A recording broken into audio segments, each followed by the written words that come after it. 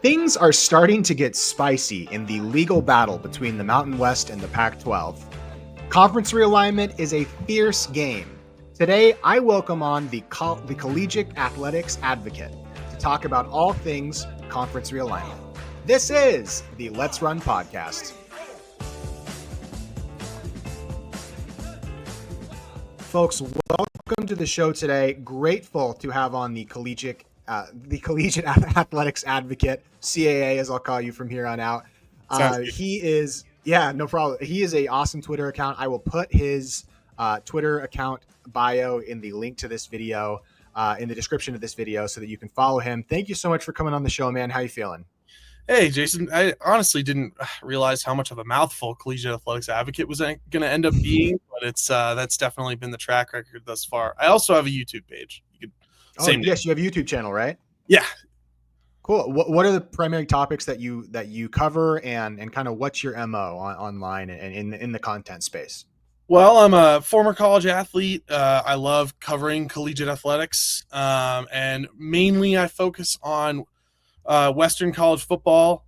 Recently, I've taken an interest in Western realignment. It's been a lot to talk about, and I think mostly Pac-12 stuff, I would say. Yeah. I that's how we got connected, through Pac-12 discussions, throughout Pac-12, realignment debates and stuff. And I have always been primarily just UNLV, and I had my podcast and I did live streams before and after games, and I will still continue to do all that. But recently I was like, I'll try and get my YouTube channel up to something more than just where I post my live streams. So everybody, please, if you have not done so already, subscribe to the channel, subscribe to the Let's Run podcast. Please like the video. I'm trying to bring on more guests so that I can have people push back against my ideas, and hopefully that I can, develop myself as an advocate of my own, specifically for the UNLV football team and the Runnin' Rebel basketball team.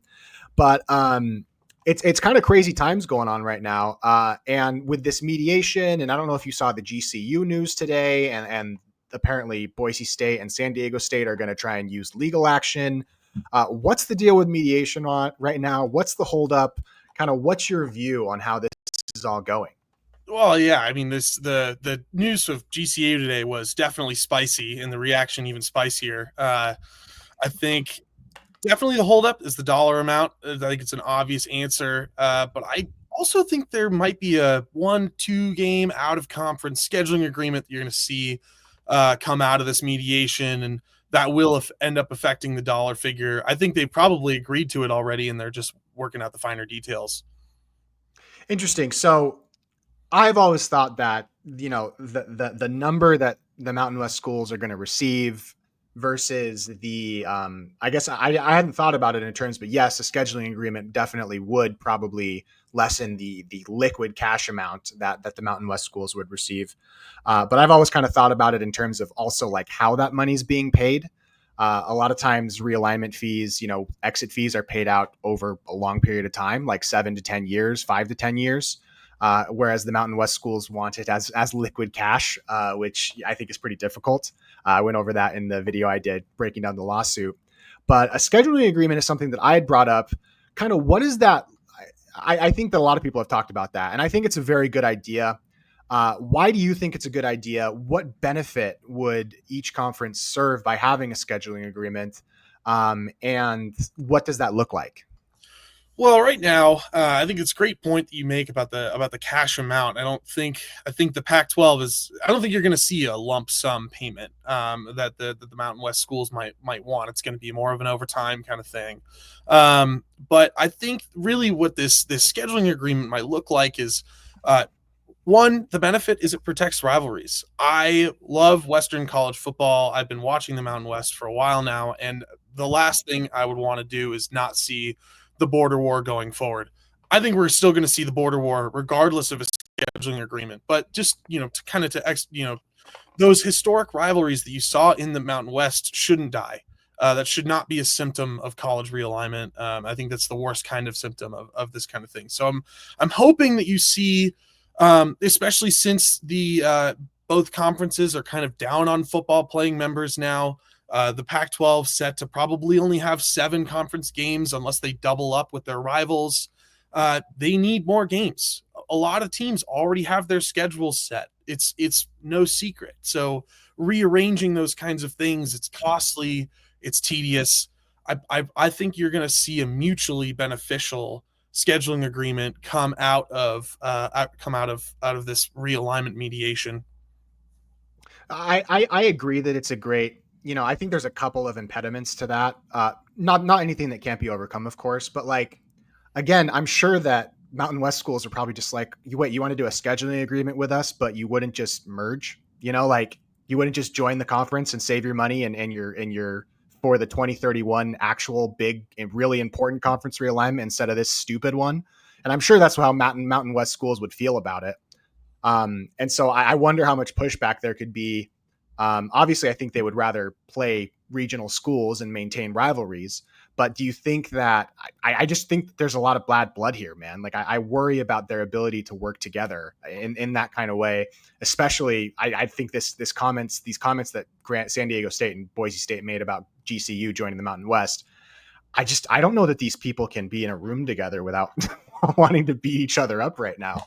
Well, I think Does that make sense? the good thing is that a lot of them aren't in the room. True.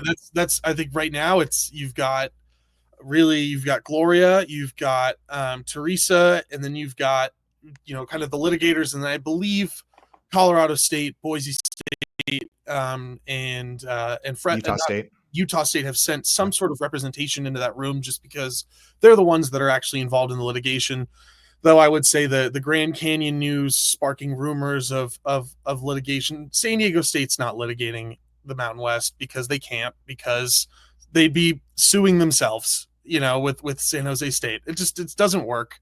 I think they're making us a fuss because after they left the conference made a decision that affected them, and they didn't get paid for Grand Canyon joining the conference, and a lot of reasons to just whine and moan for the reason that they want to get more, they want to have more favorable terms out of that dollar amount. I think bad blood, obviously, in terms of a collaboration standpoint, doesn't go that well, but at the same time, I don't know that it's that personal for these business types, and a cheap out of conference game, that's hard to come by. I think for both conferences, and they're going to be at a good level. If they've got bad blood, let them settle it on the field.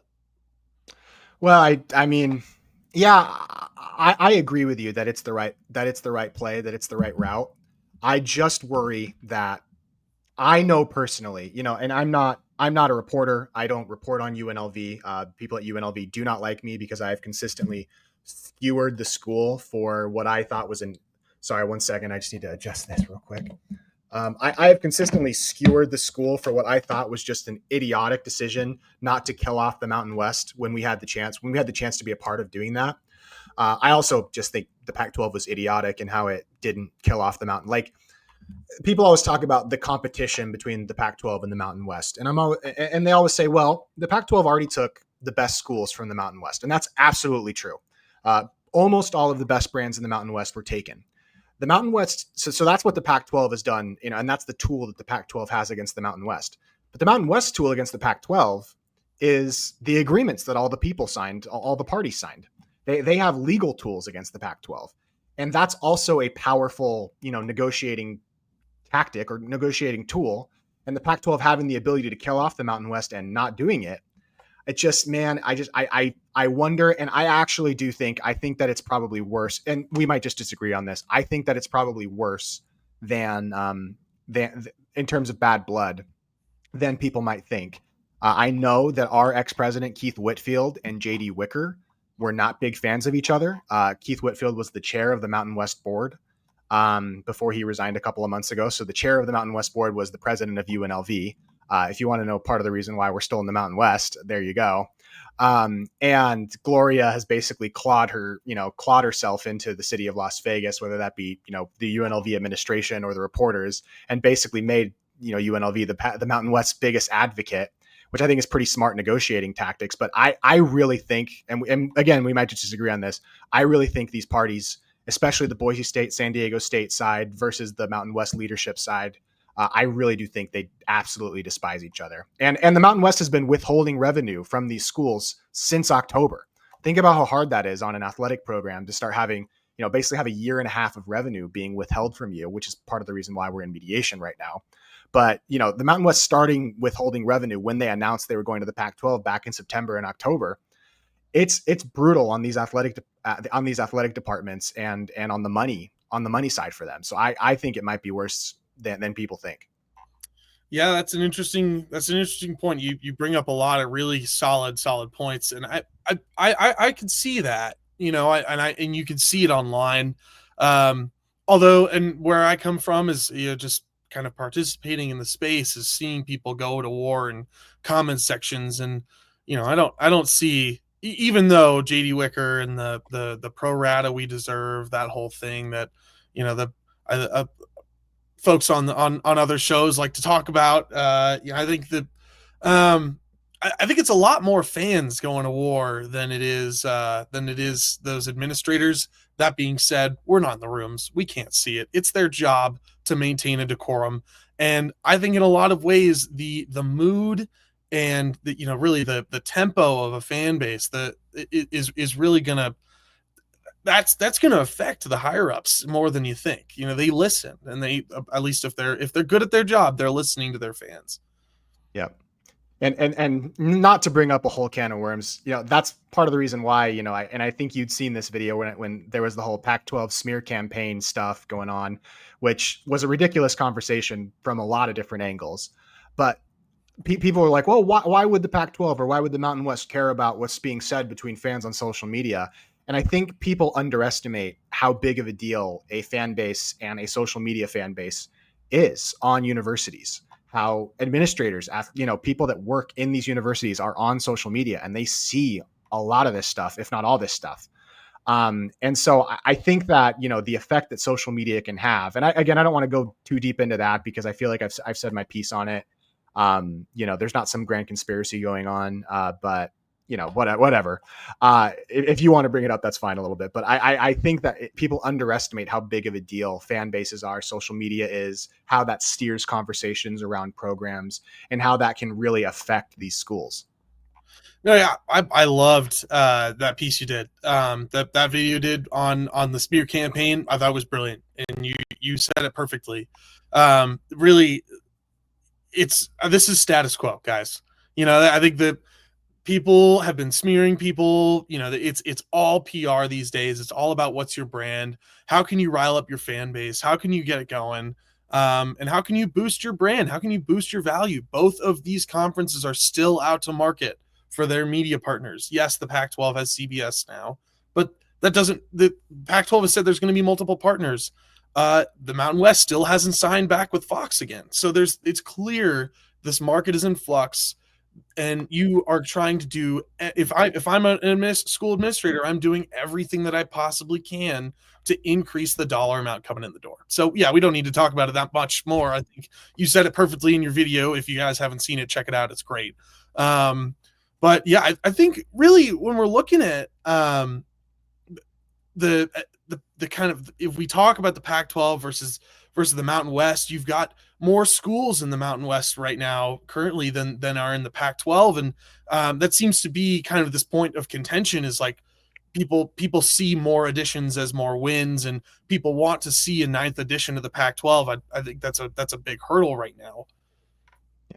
And I think they absolutely should. I mean, now look, a terrible addition, I think, like adding Sac State. We've talked quite a bit about Sac State, and I did a video yesterday on Sac State on why it's just like not a good option, whether it be money or there are so many different reasons why I doubt the validity and the value of Sac State right now.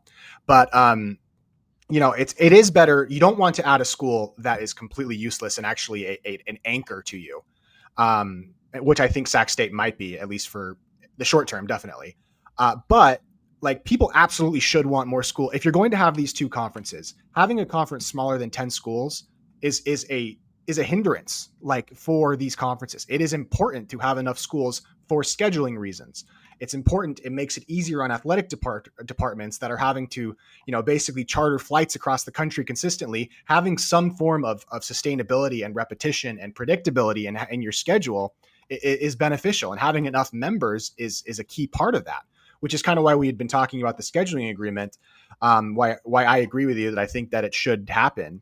But the Pac-12 absolutely needs to have 10 members. Like at some point, if it wants to be a sustainable long-term conference, maybe for 2026 or 2027, they could pull it off for a year or two. But sustainable long-term conferences, look for conferences with less than 9 members. Look for them in history. Like the Sun Belt had one season with 7 members in 2006. Otherwise, everybody's got 9, 10, 11, 12. And so long term, the Pac 12 needs this. And and we can talk about this now, there just like aren't that many good options. And so it's better than adding a Sac State that's a complete anchor and going to kill your conference, maybe. Although I do think Sac State has long term potential.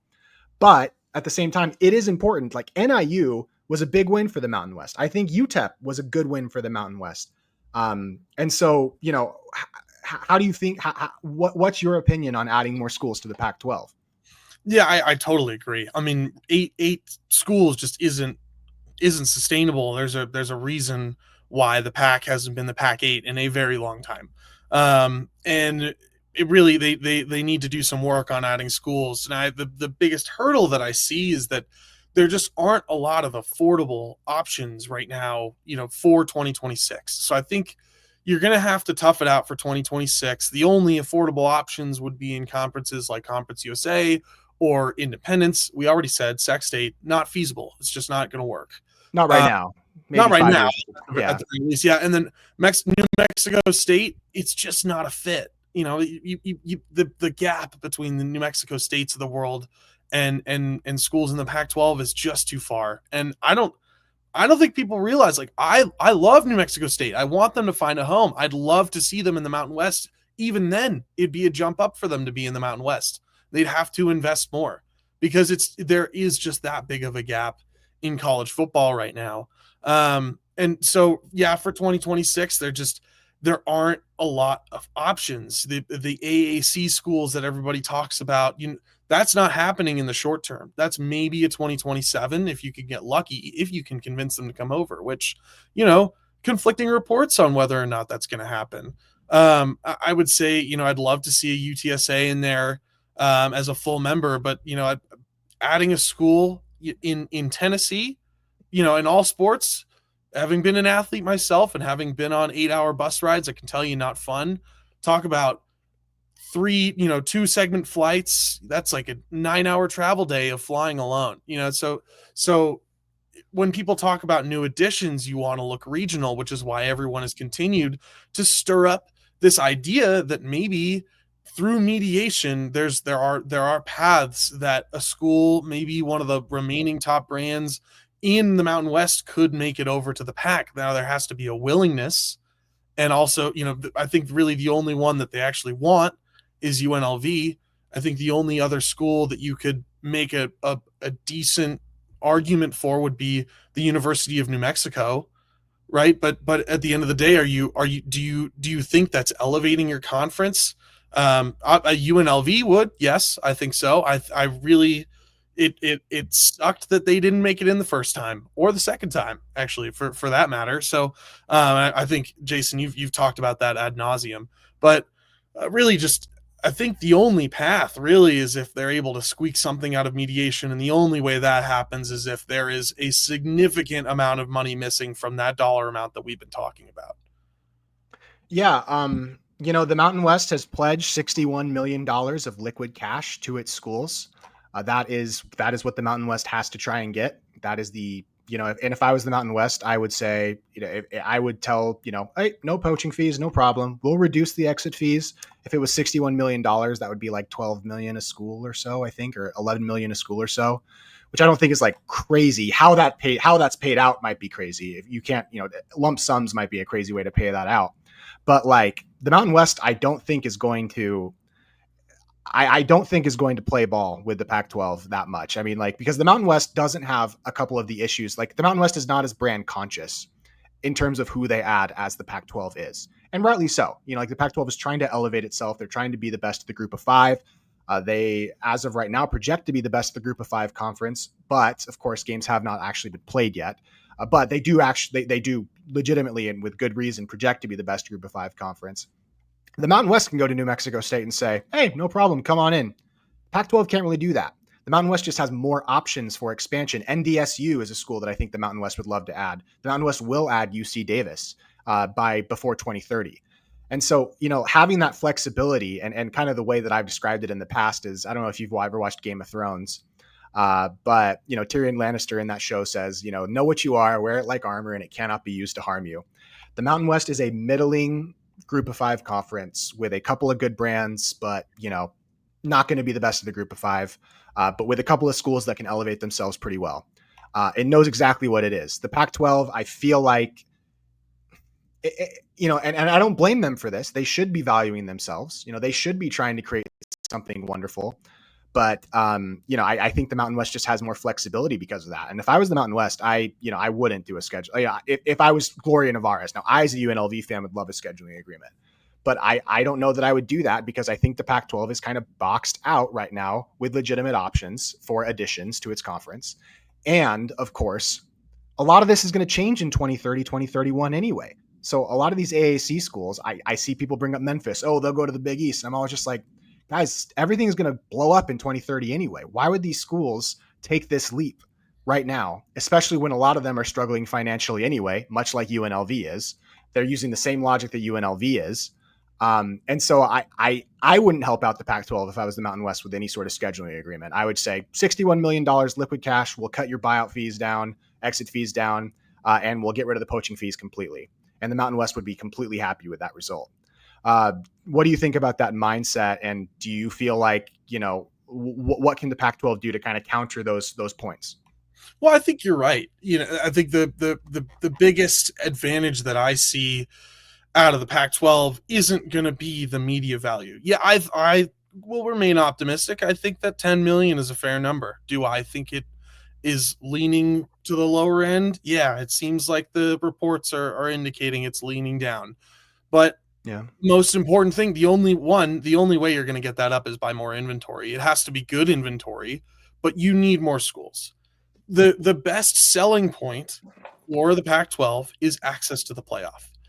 The way the rules are currently written, it is the top 5 conference champions that get the automatic bids. And yes, with so many folks advocating for the 5+11 model, that looks like it's going to stay the same. I mean, if you find me a G5 school that can get into the playoff, even if it was a 16-team playoff with an at-large bid, hats off to you, sir, and well done. If there are 2 G5 schools that are, or I guess G5 plus Pac-12, in this new landscape, if there are 2 schools of that caliber that are able to make the playoff, fantastic. But realistically, the access to the playoff is going to be reserved for, and I think it's going to be at least 3 out of 5 times the Pac-12.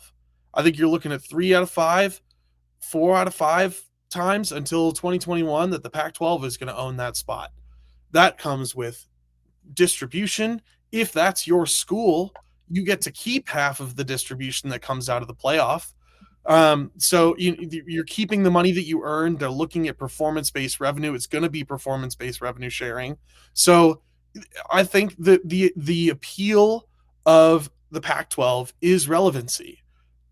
Now, the barriers for a school like Memphis or a school like Tulane, who are looking at a place like the ACC as their final resting place, I think, yes, greener pastures, sure, but from from the standpoint of getting there, you have to be relevant enough over the next couple of years. And I personally think maybe it's homerism, but I personally think just given the brands that are in there, Boise State's going to own at least 2 of them, right? That Boise State is the odds-on favorite to make it to the college football playoff this year. So you're owning this massive segment of publicity that comes out of the college football world, and it's the most visibility that the G5 gets all year.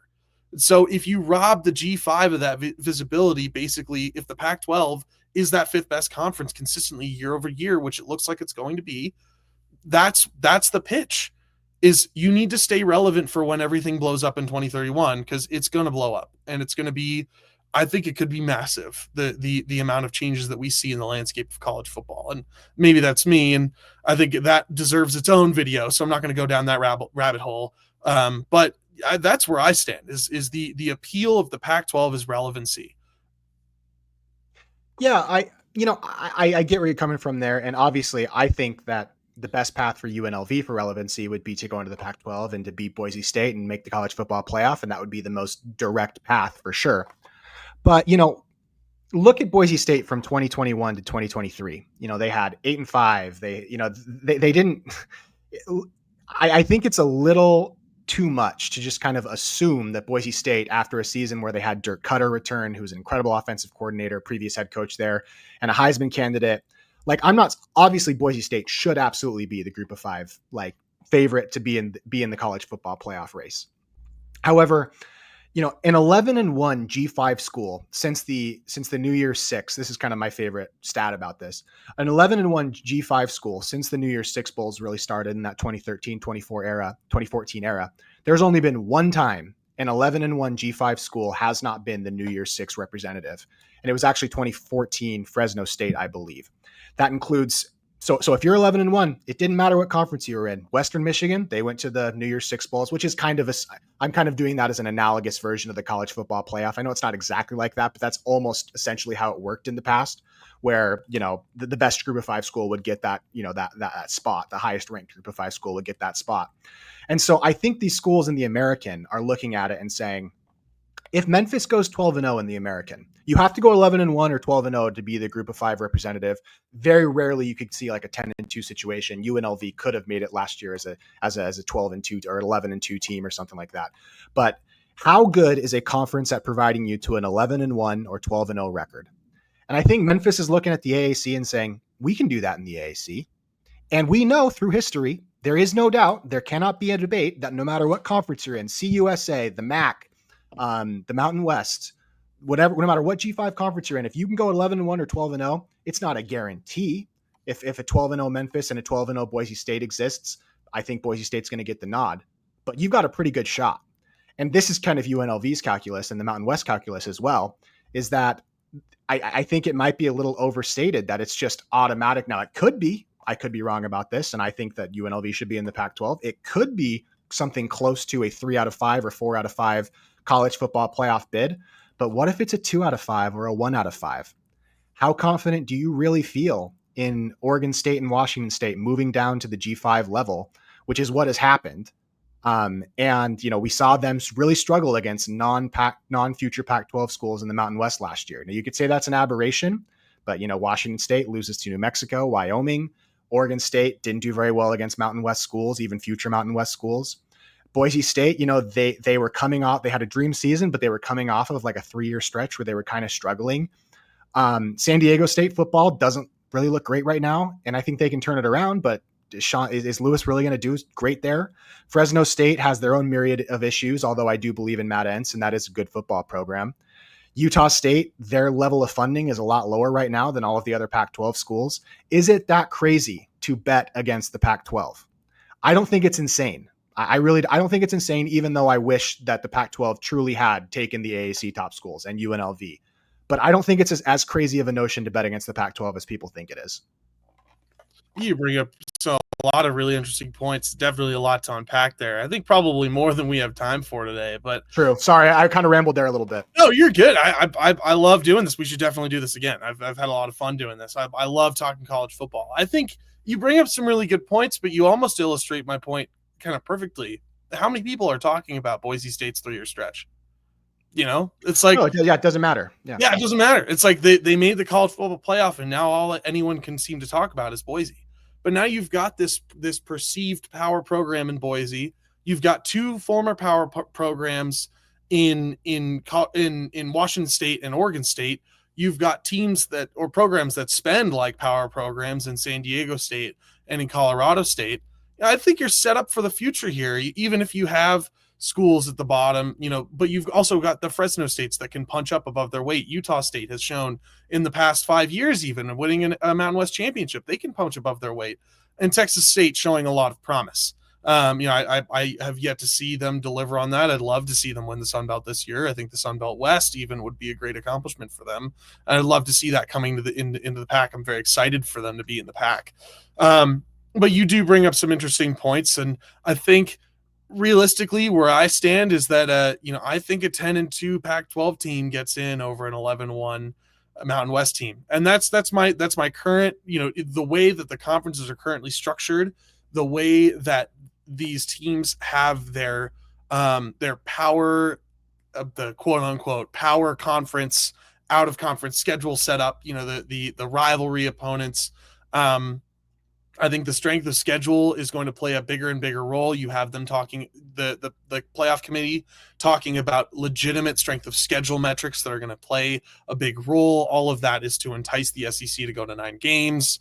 It's really just, I think that strength of schedule is going to be so important going forward because of that, and because there are 2 conferences that are driving college football just entirely right now, and they're driving the bus, and nobody else has any power or control, and we can pretend we have as much influence as we want, but realistically it's unfortunate, the reality that it is right now. And man, I hope the Big 12 is able to beat them in the out of conference this year, but this is the game, and we're trying to play it right now. And I think the Pac-12 is going to have the best chance to play it the way that it's designed. And going forward, that's really going to be this new reality.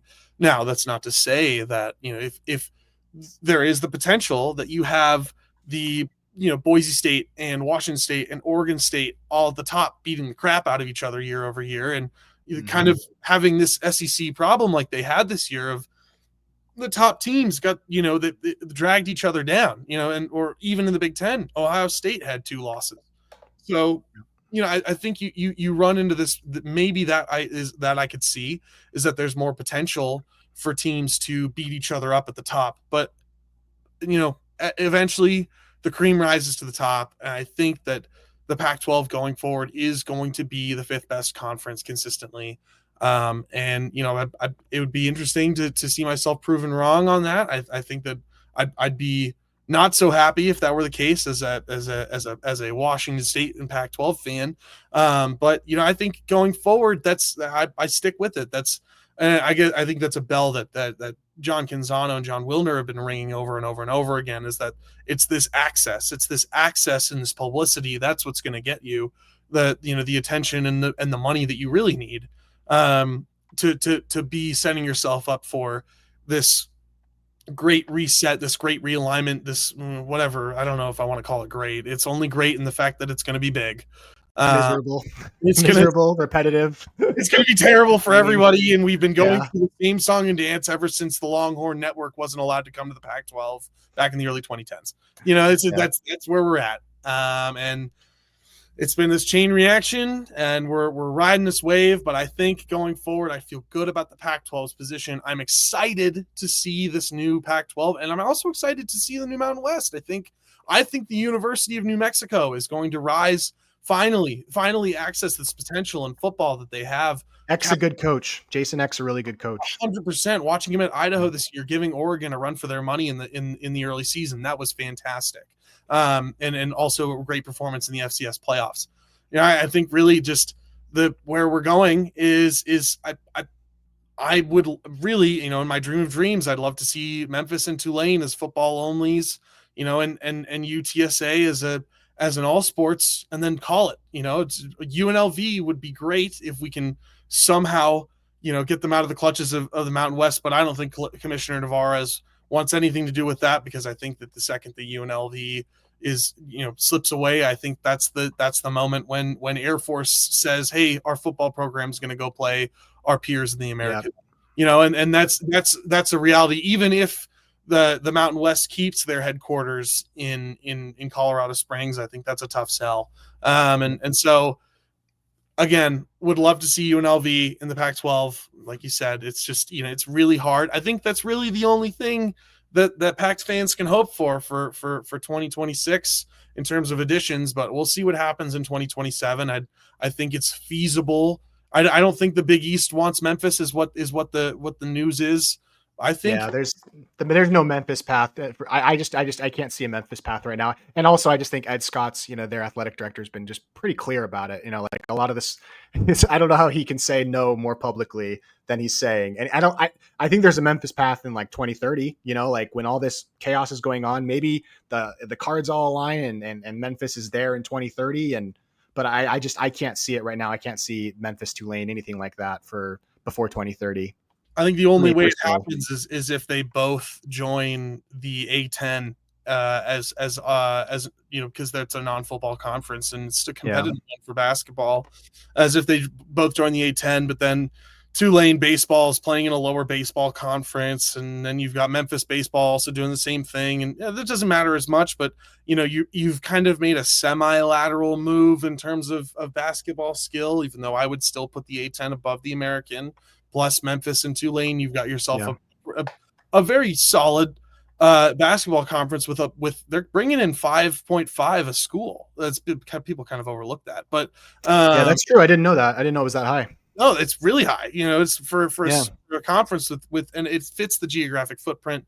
But the A10 wouldn't take Tulane without Memphis, so that'd have to be a package deal. They'd have to work together on it. Logistics of that are crazy. Maybe Tulane, if they got a full membership to the Sun Belt and then they sent their football team to we're talking crazy scenarios right now. And without this, this Big East component was kind of something, this pipe dream that Memphis fans want out. It's clear. But I was thinking Basketball for sure. Yeah. as you were saying that 2030 piece about the Pac-12, I mean, can you imagine the uproar if by 2030 Memphis hadn't found a new home? Oh man. Oh I mean, man. I think Ed Scott is doing his best, and my opinion here, and I guess I'll kind of close it out, and then maybe ask you to give your final thoughts before we finish this off. It's good. Is just the AAC, the Mountain West, these two conferences, and look, like the Mountain West took as big of a blow as you can really take without dying. I'm not saying obviously the Mountain West took as a conference as big of a blow as you can without completely dying. But the AAC and the Mountain West, I think the leadership in these two conferences have looked at this new Pac 12, have done their best. And I actually think they've done a really good job at this of boxing them out of further expansion. I think both conferences have had that goal and both conferences have achieved that goal to a pretty good level. Of keeping the Pac-12 from stealing teams, or not stealing. I don't want to say stealing because I don't think there's anything wrong with taking teams from another conference. But and they've said, all right, they're putting their boxing gloves on. UNLV is saying we're going to schedule 2 P5s a year. We're going to go 11-1. Memphis is saying let's go 12-0 in the new AAC in this AAC. Let's beat Tulane. I mean, Memphis was one of the teams, and Tulane was one of the teams. If they had a ball bounce a different way, they could have been a playoff team last year. And they're saying, let's get your boxing gloves on, Pac-12. Let's go. You're talking about all this access. None of it's happened yet. It's all hypothetical. Still, I mean, there is no actualized Pac-12 yet. There is no actualized, that doesn't exist yet. That's not to say it won't, but it doesn't exist yet. And they're saying, let's roll, buddy. Let's go. Fight time. And I think it's actually going to be a more interesting fight than people think it is. And I can't wait for it. I think it's going to be fascinating to watch these conferences try and duke it out.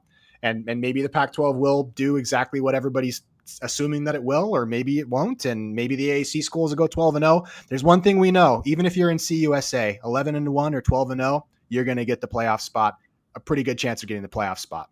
And a 3-loss team from any of these G5 conferences is not going to get the playoff spot.